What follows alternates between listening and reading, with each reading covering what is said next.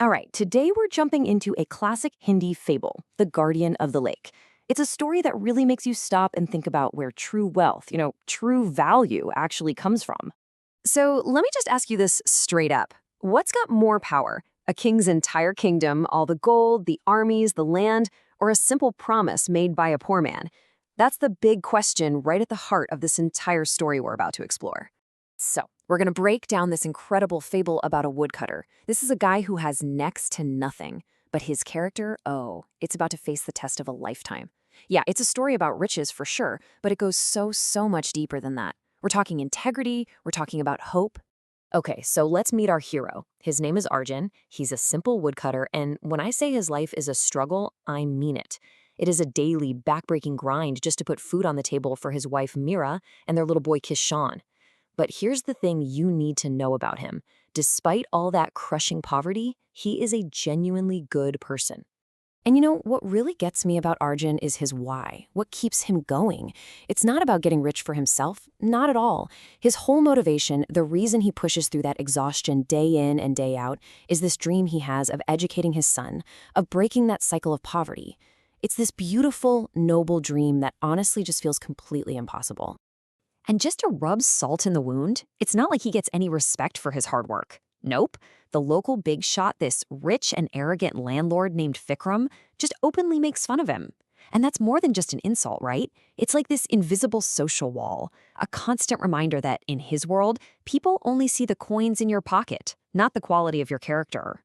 So this is where things really start to change. One day, Arjun is just at his absolute lowest. He feels broken. He retreats deep into the forest, and there he stumbles upon an injured wise man, a sage. And this sage makes a really strange request. He needs water from a nearby lake. The catch? The lake is cursed. Now, even though Arjun is completely wiped out, he agrees to help. He's a good guy, remember? But when he gets to this lake, bam, a huge, monstrous guardian just bursts out of the water. And it gives him this crazy ultimatum. Answer my riddle or you become my slave forever. Talk about high stakes. He can either turn back and break his promise or risk literally everything. Okay, so here's the riddle the Guardian asks. Get ready for this one. It is seen nowhere, but is everywhere. It has no voice, but hears everything. It has no limits, but contains all dreams. It shows the way in darkness. What is it? So, what do you think? What could possibly fit that description? So there he is, staring at this monster with the threat of eternal slavery hanging over him. Arjun just closes his eyes, and you can imagine his whole life flashing by, all the hardship, the mockery, but also the love he has for his son. And right there, in that moment of pure darkness, it clicks. The answer just comes to him. The answer is hope. And wow, what a perfect answer, right? It's not just some clever wordplay. For Arjun, hope is real. It's the fuel that's kept him going this whole time. The hope for his son's future.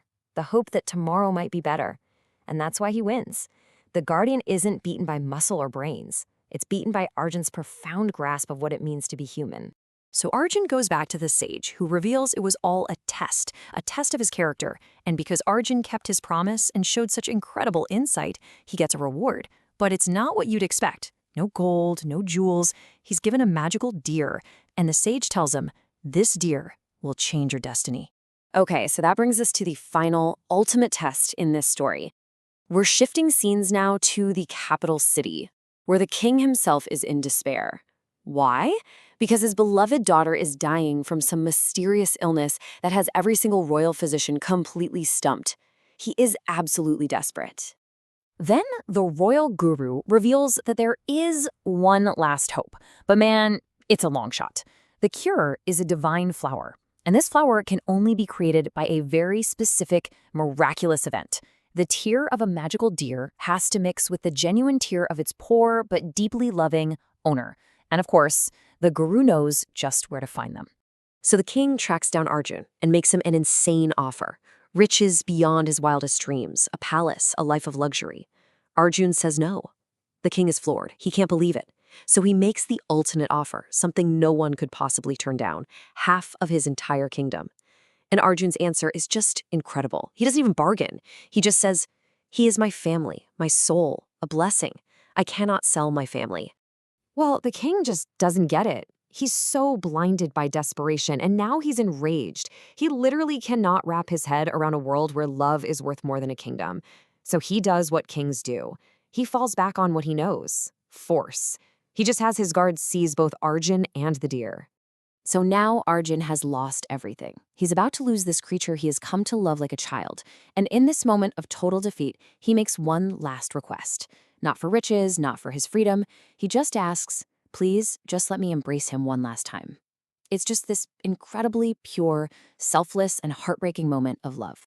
And this is where the magic happens. As Arjun holds the deer, a single tear of pure sorrow falls from his eye. At that exact same moment, a tear of love falls from the deer's eye. Where the two tears meet on the ground, a divine blue flower, the cure, instantly blooms. You see, the miracle couldn't be bought with a kingdom or taken by force. It had to be born from pure love and heartbreak. And just like that, the flower works, the princess is healed, and the king is just completely overwhelmed. He's not just grateful, he's deeply humbled and full of remorse. For the first time, he finally understands the kind of wealth Arjun possesses, a wealth that has absolutely nothing to do with money. So in the end, Arjun receives his reward. He's given the material wealth he once turned down, but this time it's a gift, not a transaction. More importantly, though, he's given positions of honor and trust. He becomes a royal advisor, and in a beautiful twist, the new, just landlord of his village. And of course, he gets to keep his beloved deer. And then, right on cue, the sage reappears to explain the whole grand design. The entire journey, he says, was a test to find a soul pure enough to generate that cure. And there it is, the moral of the story laid bare. True wealth, the kind that can create miracles, isn't something you're given. It's something you earn through your integrity, through love, and through unwavering character. And that brings us right back to where we started, doesn't it? The fable proves that a poor man's promise, his integrity, was in fact more powerful than a king's entire kingdom. Which leaves us with a final thought to chew on. What are the things you wouldn't sell for half a kingdom? What is the true wealth in your life?